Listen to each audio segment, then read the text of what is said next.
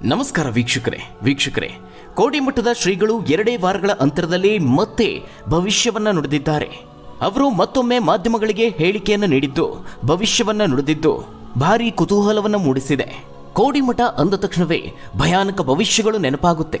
ಹಾಸನದ ಅರಸೀಕೆರೆಯ ಹಾರನಹಳ್ಳಿಯ ಕೋಡಿಮಠದ ಶ್ರೀ ಶಿವಾನಂದ ಶಿವಯೋಗಿ ರಾಜೇಂದ್ರ ಮಹಾಸ್ವಾಮಿಗಳು ಕಾಲಕಾಲಕ್ಕೆ ಭವಿಷ್ಯವಾಣಿಯನ್ನು ನುಡಿಯುತ್ತಾರೆ.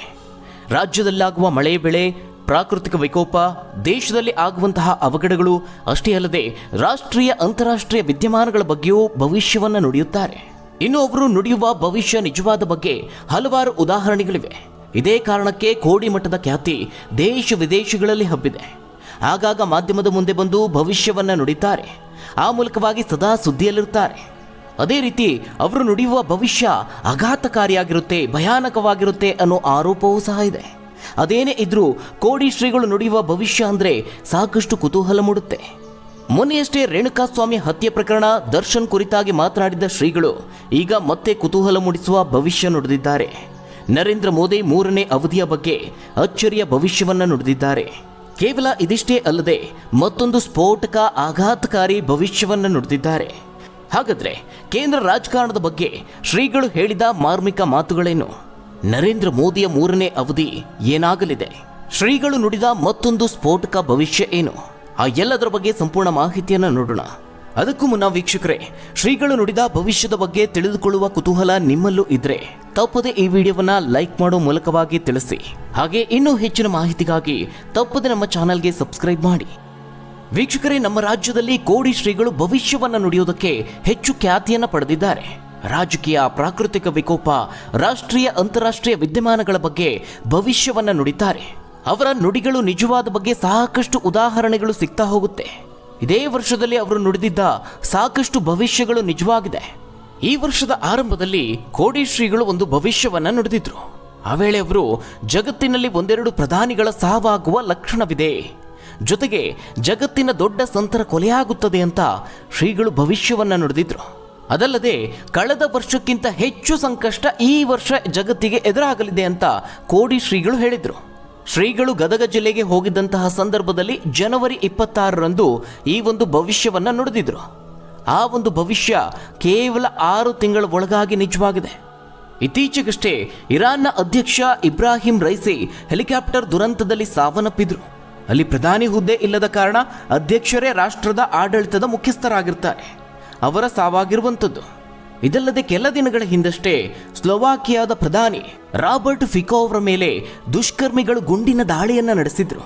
ತೀವ್ರ ಗಾಯಗೊಂಡಿದ್ದ ರಾಬರ್ಟ್ ಫಿಕೋ ಅವರು ಪವಾಡ ಸದೃಶ್ಯರಾಗಿ ಪ್ರಾಣಾಪಾಯದಿಂದ ಪಾರಾಗಿದ್ರು. ಇದರ ಜೊತೆಗೆ ದೊಡ್ಡ ದೊಡ್ಡ ಅವಘಡಗಳು ಸಂಭವಿಸಲಿದೆ ಅಂತಲೂ ಕೋಡಿ ಶ್ರೀಗಳು ಹೇಳಿದ್ರು. ಅದರಂತೆ ಇಸ್ರೇಲ್ ಹಾಗೆ ಇರಾನ್ ನಡುವೆ ಯುದ್ಧ ನಡೆದಿದ್ದು ಅಮೆರಿಕಾಗೆ ಎಚ್ಚರಿಕೆ ನೀಡಿ ರಷ್ಯಾ ಕೂಡ ಪರಮಾಣು ಪರೀಕ್ಷೆಗೆ ಮುಂದಾಗಿರೋದು ಇದೇ ವರ್ಷ 3ನೇ ಮಹಾಯುದ್ಧ ಏನಾದರೂ ನಡೆಯುತ್ತಾ ಅನ್ನುವ ಅನುಮಾನಗಳು ಸೃಷ್ಟಿಯಾಗಿದೆ. ಇದಲ್ಲದೆ ಅಕಾಲಿಕ ಮಳೆಯಾಗಿ ಲಕ್ಷಾಂತರ ಜನರಿಗೆ ಸಮಸ್ಯೆ ಆಗಲಿದೆ, ಪ್ರಕೃತಿ ಮುನಿದು ಭೂಕಂಪ, ಜಲಕಂಟಕ ಎದುರಾಗುತ್ತೆ ಅಂತ ಹೇಳಿದ್ರು. ಅದರ ಜೊತೆಗೆ ಈ ವರ್ಷ ಜಗತ್ತಿನ ದೊಡ್ಡ ಸಂತರೊಬ್ಬರ ಕೊಲೆ ಆಗುತ್ತೆ. ಇನ್ನು ದೇಶದಲ್ಲಿ ಅಸ್ಥಿರತೆ, ಯುದ್ಧ ಭೀತಿ, ಅಣುಬಾಂಬು ಸ್ಫೋಟಗೊಳ್ಳುವ ಸಾಧ್ಯತೆಗಳಿವೆ ಅಂತ ಭವಿಷ್ಯವನ್ನ ನುಡಿದಿದ್ರು.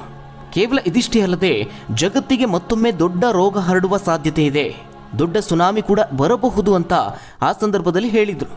ಇದಾಗಿ 3-4 ತಿಂಗಳ ಕಾಲ ಶ್ರೀಗಳು ಯಾವುದೇ ಭವಿಷ್ಯವನ್ನ ನುಡಿದಿರಲಿಲ್ಲ. ಆದರೆ ವಾರಗಳ ಹಿಂದಷ್ಟೇ ಮಾಧ್ಯಮಗಳ ಮುಂದೆ ಕಾಣಿಸಿಕೊಂಡಿದ್ದ ಶ್ರೀಗಳು ಈಗ ದೇಶದಲ್ಲಿ ಕ್ರೋಧಿ ನಾಮ ಸಂವತ್ಸರ ಇದೆ, ಶುಭಗಳಿಗಿಂತ ಅಶುಭಗಳೇ ಹೆಚ್ಚಾಗಿ ನಡೆಯುತ್ತದೆ, ದೇಶದಲ್ಲಿ ಜಲಕಂಟಕ, ಅಗ್ನಿಕಂಟಕ, ವಾಯುಕಂಟಕಗಳು ಹೆಚ್ಚಾಗಲಿದೆ, ರಾಜ್ಯದಲ್ಲಿ ಈ ಬಾರಿ ಅತಿವೃಷ್ಟಿ ಸಾಧ್ಯತೆ ಇದೆ ಅಂತ ಶ್ರೀಗಳು ಹೇಳಿದ್ರು. ಅವರು ಚಿಕ್ಕಬಳ್ಳಾಪುರಕ್ಕೆ ಆಗಮಿಸಿದ್ದ ಸಂದರ್ಭದಲ್ಲಿ ಈ ರೀತಿಯಾಗಿ ಭವಿಷ್ಯವನ್ನ ನುಡಿದಿದ್ರು. ಗುರುಗಳು ಶಿಷ್ಯರಾಗ್ತಾರೆ, ಶಿಷ್ಯರು ಗುರುಗಳಾಗ್ತಾರೆ, ಹೆಣ್ಣು ಮಕ್ಕಳ ಪ್ರಾಬಲ್ಯ ಹೆಚ್ಚಾಗಲಿದೆ, ರಾಜ್ಯದಲ್ಲಿ ಸಿದ್ದರಾಮಯ್ಯ ಸರ್ಕಾರಕ್ಕೆ ಯಾವುದೇ ಆಪತ್ತು ಇರೋದಿಲ್ಲ, ಶ್ರಾವಣದಲ್ಲಿ ನಾನು ಮತ್ತೊಮ್ಮೆ ಸ್ಫೋಟಕ ಭವಿಷ್ಯ ಹೇಳ್ತೇನೆ, ಕೇಂದ್ರ ಸರ್ಕಾರ ಹಾಗೆ ಮೋದಿಯವರ ಬಗ್ಗೆ ಶ್ರಾವಣದಲ್ಲಿ ಮಾತನಾಡ್ತೇನೆ ಅನ್ನುವ ಮಾತುಗಳನ್ನು ಹೇಳಿದರು. ಇದಲ್ಲದೆ ರೇಣುಕಾಸ್ವಾಮಿ ಹತ್ಯೆ ಪ್ರಕರಣದ ಬಗ್ಗೆಯೂ ಶ್ರೀಗಳು ಮಾತನಾಡಿದರು. ದರ್ಶನ್ ಹಾಗೆ ಉಮಾಪತಿ ನಡುವಿನ ವಿವಾದದ ಬಗ್ಗೆ ಪ್ರತಿಕ್ರಿಯಿಸಿ ಕೋಪ ಕಡಿಮೆ ಮಾಡಿಕೊಳ್ಬೇಕು, ತಂದೆ ತಾಯಿ ಮಾತನ್ನ ಕೇಳಬೇಕು, ಆ ರೀತಿ ನಡೆದುಕೊಂಡಿದ್ದಕ್ಕೆ ಉಮಾಪತಿ ಇವತ್ತು ಒಳ್ಳೆಯ ಸ್ಥಾನಮಾನದಲ್ಲಿದ್ದಾನೆ, ದರ್ಶನ್ ವಿರುದ್ಧ ಗಲಾಟೆ ನಡೆದಾಗ ನಾನು ಕೋಪ ಮಾಡಿಕೊಳ್ಳಲಿಲ್ಲ, ಕೋಪದ ಕೈಗೆ ಬುದ್ಧಿ ಕೊಟ್ಟರೆ ಈ ರೀತಿಯ ಅವಘಡಗಳು ಸಂಭವಿಸುತ್ತದೆ ಅಂತ ಉಮಾಪತಿ ಹೇಳಿದ್ದನ್ನು ನಾನು ಟಿವಿಯಲ್ಲಿ ನೋಡಿದ್ದೆ. ಆ ರೀತಿ ನಡೆದುಕೊಂಡಿದ್ದಕ್ಕೆ ಉಮಾಪತಿ ಇವತ್ತು ಒಳ್ಳೆಯ ಸ್ಥಾನಮಾನದಲ್ಲಿದ್ದಾರೆ ಅಂತ ಹೇಳಿದ್ರು. ಅಷ್ಟೇ ಅಲ್ಲ, ದರ್ಶನ್ ಅವರ ಕೋಪದ ಬಗ್ಗೆ ಮಾತನಾಡಿ, ಕರೆಯದೆ ಬರುವವನು ಕೋಪ, ಬರೆಯದೆ ಓದುವವನು ಕಣ್ಣು, ಬರಿಗಾಲಲ್ಲಿ ನಡೆಯುವವನು ಮನಸ್ಸು ಅಂತ ಇಬ್ಬರ ನಡುವಿನ ಗಲಾಟೆಯ ಬಗ್ಗೆ ಮಾರ್ಮಿಕವಾಗಿ ಶ್ರೀಗಳು ನುಡಿದಿದ್ರು. ಈ ಒಂದು ಭವಿಷ್ಯ ನುಡಿದು ವಾರಗಳು ಕಳೀತಿದ್ದ ಹಾಗೆ ಮತ್ತೊಮ್ಮೆ ಶ್ರೀಗಳು ಭವಿಷ್ಯವನ್ನು ನುಡಿದಿದ್ದಾರೆ. ಆದರೆ ಈ ಬಾರಿ ಅವರು ಕೇಂದ್ರ ರಾಜಕಾರಣದ ಬಗ್ಗೆ ಮಾತನಾಡಿದ್ದಾರೆ. ಈ ಹಿಂದೆ ನರೇಂದ್ರ ಮೋದಿ ಹಾಗೆ ಕೇಂದ್ರ ರಾಜಕಾರಣದ ಬಗ್ಗೆ ಶ್ರಾವಣದಲ್ಲಿ ಮಾತನಾಡ್ತೀನಿ ಅಂತ ಹೇಳಿದರು. ಆದರೆ ಅದಕ್ಕೂ ಮೊದಲೇ ಅವರು ಮಾರ್ಮಿಕವಾಗಿ ನುಡಿಯುವ ಮೂಲಕವಾಗಿ ಒಂದಷ್ಟು ಮುನ್ಸೂಚನೆಯನ್ನು ನೀಡಿದ್ದಾರೆ. ಈ ಬಾರಿ ಅವರು ಮಹಾಭಾರತದ ಉದಾಹರಣೆಯನ್ನು ಕೊಟ್ಟು ಭವಿಷ್ಯದ ಮುನ್ಸೂಚನೆಯನ್ನು ನೀಡಿದ್ದಾರೆ. ಅಭಿಮನ್ಯು ದುರ್ಯೋಧನನನ್ನ ಸಂಸತ್ಗೆ ಕರೆತಂದಿದ್ದಾರೆ. ಅಷ್ಟಕ್ಕೂ ಶ್ರೀಗಳು ಈ ಬಗ್ಗೆ ಹೇಳಿದ್ದೇನೆಂದರೆ, ಮಹಾಭಾರತದಲ್ಲಿ ಅಭಿಮನ್ಯುವಿನ ಬಿಲ್ಲಿನ ದಾರ ಕರ್ಣನಿಂದ ಕಟ್ ಮಾಡಿಸಿದ್ರು. ಈಗ ಅಭಿಮನ್ಯುವಿನ ಹೆಂಡತಿ ಸಂಸತ್ ಪ್ರವೇಶ ಮಾಡ್ತಾಳೆ. ಆದರೆ ದುರ್ಯೋಧನನ ತೊಡೆ ಒಡಿಸಿದ ಕೃಷ್ಣ ಈಗ ಇಲ್ಲ. ಹೀಗಾಗಿ ದುರ್ಯೋಧನ ಗೆಲ್ತಾನೆ ಅನ್ನುವ ಮೂಲಕವಾಗಿ ಭಾರೀ ಕುತೂಹಲವನ್ನು ಮೂಡಿಸಿದ್ದಾರೆ. ಇದು ರಾಷ್ಟ್ರ ರಾಜಕಾರಣದ ಬಗ್ಗೆ ಕೋಡಿ ಶ್ರೀಗಳು ಹೇಳಿರುವಂಥದ್ದು. ಎಂದಿನಂತೆ ಒಗಟಾಗಿಯೇ ಈ ಬಾರಿಯೂ ಭವಿಷ್ಯವನ್ನು ನುಡಿದಿದ್ದಾರೆ. ಅಶುಭವೊಂದರ ಮುನ್ಸೂಚನೆಯನ್ನು ನೀಡಿದ್ದಾರೆ. ಶ್ರೀಗಳು ಮೊನ್ನೆಯಷ್ಟೇ ಧಾರವಾಡಕ್ಕೆ ಆಗಮಿಸಿದ್ರು. ಈ ಸಂದರ್ಭದಲ್ಲಿ ಇಂತಹದೊಂದು ಭವಿಷ್ಯವನ್ನು ನುಡಿದಿರುವಂಥದ್ದು. ಅತಂತ್ರದಲ್ಲೇ ರಾಷ್ಟ್ರದಲ್ಲಿ ಅಧಿಕಾರಕ್ಕಾಗಿ ಕೂಡಿದ್ದಾರೆ. ಇನ್ನೂ ಅಂಗಡಿ ಓಪನ್ ಆಗಿಲ್ಲ, ವ್ಯಾಪಾರ ಶುರುವಾಗಲಿ, ಆ ಬಳಿಕ ರಾಷ್ಟ್ರ ರಾಜಕಾರಣದ ಬಗ್ಗೆ ಭವಿಷ್ಯವನ್ನ ಹೇಳ್ತೀನಿ ಅನ್ನುವ ಮಾತನ್ನು ಹೇಳಿದ್ದಾರೆ. ಅಂದರೆ ಇದರ ಬಗ್ಗೆ ಸಮಗ್ರವಾಗಿ ಶ್ರಾವಣದಲ್ಲಿ ಹೇಳ್ತೀನಿ ಅನ್ನುವ ಸೂಚನೆಯನ್ನು ನೀಡಿದ್ದಾರೆ. ಅಶುಭ ಈಗಲೇ ನುಡಿಯಬಾರದು, ಶುಭವೋ ಅಶುಭವೋ ಅಂತ ಶ್ರಾವಣದಲ್ಲಿ ಹೇಳ್ತೀನಿ ಅಂತ ಶ್ರೀಗಳು ಹೇಳಿದ್ದಾರೆ. ಅವರ ಈ ಒಂದು ಹೇಳಿಕೆಯಿಂದಾಗಿ ಮೋದಿ 3ನೇ ಅವಧಿಯ ಸರ್ಕಾರದ ಬಗ್ಗೆ ಅನೇಕ ಕುತೂಹಲದ ಪ್ರಶ್ನೆಗಳು ಹುಟ್ಟುಕೊಂಡಿದೆ.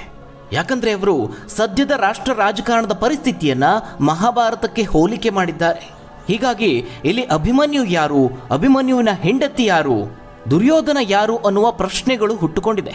ಆ ಮೂಲಕವಾಗಿ ಭಾರೀ ಕುತೂಹಲ ಗರಿಗೆದರಿದೆ. ಕೇವಲ ಇದಿಷ್ಟೇ ಅಲ್ಲದೆ ವೀಕ್ಷಕರೇ, ಅವರು ಈ ಹಿಂದೆ ಹೇಳಿದ್ದ ಭವಿಷ್ಯವನ್ನ ಮತ್ತೆ ಪುನರುಚ್ಚಾರ ಮಾಡಿದ್ದಾರೆ. ಜಗತ್ತಿನಲ್ಲಿ 2-3 ಪ್ರಧಾನಿಗಳ ಸಾವು ಆಗಲಿದೆ, ದೊಡ್ಡ ದೊಡ್ಡವರಿಗೆ ನೋವು ತಾಪ ದುಃಖ ಆಗಲಿದೆ ಅಂತಲೂ ಅವರು ಹೇಳಿಕೆಯನ್ನು ನೀಡಿದ್ದಾರೆ. ಕರೆಯದೆ ಬರುವವನು ಕೋಪ, ಬರೆಯದೆ ಓದುವವನು ಕಣ್ಣು, ಬರಿಗಾಲಲ್ಲಿ ನಡೆಯುವವನು ಮನಸ್ಸು, ಈ 3 ನಿಯಂತ್ರಣದಲ್ಲಿ ಇಡಬೇಕು. ಆದರೆ ಈಗ ಎಲ್ಲರೂ ದುಡ್ಡು ಅಧಿಕಾರ ಮುಖ್ಯ ಅಂತ ಹೊರಟಿದ್ದಾರೆ. ಹಾಗಾಗಿ ಅದೇ ಅವರ ಅಧಪತನಕ್ಕೆ ಕಾರಣವಾಗುತ್ತೆ ಅಂತ ಕೋಡಿಮಠದ ಶ್ರೀಗಳು ಹೇಳಿದ್ದಾರೆ. ಇನ್ನು ಈ ಒಂದು ಸಂವತ್ಸರ ಒಳಿತಿಗಿಂತ ಕೆಡುಕು ಹೆಚ್ಚು ಮಾಡುತ್ತೆ. ಭಾರತೀಯ ಪದ್ಧತಿಗಳಲ್ಲಿ ಸಂವತ್ಸರಗಳಿಗೆ ಮಹತ್ವ ಇದ್ದು ಈಗ ಕ್ರೋಧಿನಾಮ ಸಂವತ್ಸರ ನಡೀತಾ ಇದೆ. ಈ ಒಂದು ಸಂವತ್ಸರ ಒಳಿತಿಗಿಂತ ಕೆಡುಕು ಹೆಚ್ಚು ಮಾಡುತ್ತೆ. ಭೂಮಿ, ಅಗ್ನಿ, ಆಕಾಶ, ವಾಯು ಹಾಗೆ ಜಲ, ಈ 5ರಿಂದಲೂ ತೊಂದರೆ ಇದೆ. ಆಕಾಶ ತತ್ವ ಆಗಲಿದೆ. ಆ ಒಂದು ಆಕಾಶ ತತ್ವ ಏನು ಅನ್ನೋದನ್ನ ನಾನು ಶ್ರಾವಣದಲ್ಲಿ ಹೇಳ್ತೀನಿ. ಸುರಿದಲ್ಲಿಯೇ ಮಳೆ ಸುರಿಯುತ್ತಿದೆ, ಭೂಕುಸಿತ, ಜಲಪ್ರಳಯ ಲಕ್ಷಣ ಇದೆ, ಗಾಳಿಗಿಂತಲೂ ತೊಂದರೆ ಆಗಲಿದೆ ಅಂತ ಹೇಳುವ ಮೂಲಕವಾಗಿ ರಾಜ್ಯದಲ್ಲಿ ಅತಿವೃಷ್ಟಿಯಿಂದಾಗಿ ಅನಾಹುತಗಳು ಆಗುವ ಸೂಚನೆಯನ್ನ ಶ್ರೀಗಳು ನೀಡಿದ್ದಾರೆ. ಈಗಾಗಲೇ ರಾಜ್ಯದಲ್ಲಿ ಪೂರ್ವ ಮುಂಗಾರು ಅಬ್ಬರಿಸಿದ್ದನ್ನು ನೀವೆಲ್ಲರೂ ಗಮನಿಸಿದ್ರಿ. ಆ ಸಂದರ್ಭದಲ್ಲಿ ಸಾವು ನೋವು ನಷ್ಟಗಳು ಸಂಭವಿಸಿತ್ತು. ಅದೇ ರೀತಿಯಾಗಿ ಮುಂದುವರಿಯುತ್ತೆ ಅನ್ನುವ ಮುನ್ಸೂಚನೆಯನ್ನ ಶ್ರೀಗಳು ನೀಡಿದ್ದಾರೆ. ಇಲ್ಲಿ ಬಹುಮುಖ್ಯವಾಗಿ ಶ್ರೀಗಳು ಹೇಳಿರುವಂಥದ್ದು ಪಂಚಭೂತಗಳಿಂದ ಗಂಡಾಂತರ ಇದೆ ಅನ್ನುವ ವಿಚಾರವನ್ನ. ಅಂದರೆ ಭೂಮಿ, ಅಗ್ನಿ, ಆಕಾಶ, ವಾಯು, ಜಲ, ಈ 5ರಿಂದಲೂ ತೊಂದರೆ ಇದೆ ಅನ್ನೋದನ್ನ ಶ್ರೀಗಳು ಹೇಳಿರುವಂಥದ್ದು. ಅಂದರೆ ಇವುಗಳಿಂದ ಜನರು ತೊಂದರೆಯನ್ನು ಎದುರಿಸುತ್ತಾರೆ. ಇನ್ನು ರಾಜ್ಯ ಸರ್ಕಾರದ ಬಗ್ಗೆಯೂ ಈ ಹಿಂದೆ ಅವರು ಭವಿಷ್ಯವನ್ನು ನುಡಿದಿದ್ರು. ಅಂದರೆ ಕೆಲವೇ ವಾರಗಳ ಹಿಂದಷ್ಟೇ ಅವರು ರಾಜ್ಯ ಸರ್ಕಾರದ ಬಗ್ಗೆ ಮಾತನಾಡಿದ್ರು. ರಾಜ್ಯದಲ್ಲಿ ಸಿದ್ದರಾಮಯ್ಯ ಅವರ ನೇತೃತ್ವದ ಸರ್ಕಾರಕ್ಕೆ ಯಾವುದೇ ರೀತಿಯಾದಂತಹ ಆತಂಕ ಇಲ್ಲ ಅನ್ನೋ ಮಾತನ್ನು ಹೇಳಿದ್ದಾರೆ. ಯಾಕಂದರೆ ಈ ಬಗ್ಗೆ ಚರ್ಚೆ ಆಗ್ತಾ ಇದೆ. ಸರ್ಕಾರ ಪತನದ ಬಗ್ಗೆ ಈಗಾಗಲೇ ವಿರೋಧ ಪಕ್ಷದ ನಾಯಕರು ಸಾಕಷ್ಟು ಬಾರಿ ಹೇಳಿಕೆಯನ್ನು ನೀಡಿದ್ದಾರೆ. ಅಲ್ಲದೆ ಪ್ರತಿಪಕ್ಷದ ನಾಯಕರು ಸರ್ಕಾರವನ್ನು ಬೀಳಿಸುವುದಕ್ಕೆ ಪ್ಲಾನ್ ಅನ್ನು ರೂಪಿಸಿದ್ದಾರೆ ಅನ್ನುವಷ್ಟರ ಮಟ್ಟಿಗೂ ಚರ್ಚೆ ನಡೀತಾ ಇದೆ. ಮತ್ತೊಂದು ಕಡೆ ರಾಜ್ಯ ಸರ್ಕಾರ ಗ್ಯಾರಂಟಿಗೆ ಹಣ ಹೊಂದಿಸುವುದಕ್ಕೆ ಹರಸಾಹಸವನ್ನು ಪಡ್ತಾ ಇದೆ. ಒಂದಲ್ಲ ಒಂದು ರೀತಿಯಲ್ಲಿ ಹಣ ಹೊಂದಿಕೆ ಮಾಡುವಂತಹ ಕೆಲಸವನ್ನು ಮಾಡ್ತಾ ಇದೆ. ಇದಲ್ಲದೆ ಸರ್ಕಾರದಲ್ಲಿ DCM ಹುದ್ದೆ ಸೃಷ್ಟಿಯ ಬಗ್ಗೆ ಭಾರೀ ಸಂಚಲನ ಮೂಡಿದೆ. ಅದರ ಬೆನ್ನಲ್ಲೇ ಬೇರೆ ಬೇರೆ ನಾಯಕರ ಹೇಳಿಕೆಗಳು ಇವೆಲ್ಲವೂ ಸಾಕಷ್ಟು ಅನುಮಾನವನ್ನು ಮೂಡಿಸಿತ್ತು. ಆದರೆ ಸಿದ್ದರಾಮಯ್ಯ ಸರ್ಕಾರಕ್ಕೆ ಶ್ರೀಗಳು ಇದೀಗ ಅಭಯವನ್ನ ನುಡಿದಿದ್ದಾರೆ. ಇದಿಷ್ಟು ಕೇಂದ್ರ ರಾಜಕಾರಣದ ಬಗ್ಗೆ, ರಾಜ್ಯ ರಾಜಕಾರಣದ ಬಗ್ಗೆ, ಹಾಗೆ ಪ್ರಾಕೃತಿಕ ವಿಕೋಪ ಅವಘಡಗಳ ಬಗ್ಗೆ ಶ್ರೀಗಳು ಹೇಳಿರುವಂಥದ್ದು. ಹಾಗಾದರೆ ಈ ಬಗ್ಗೆ ನೀವೇನಂತೀರಾ? ನಿಮ್ಮ ಅನಿಸಿಕೆ, ಅಭಿಪ್ರಾಯವನ್ನು ಕಮೆಂಟ್ ಮೂಲಕವಾಗಿ ತಿಳಿಸಿ. ಧನ್ಯವಾದಗಳು ವೀಕ್ಷಕರೇ.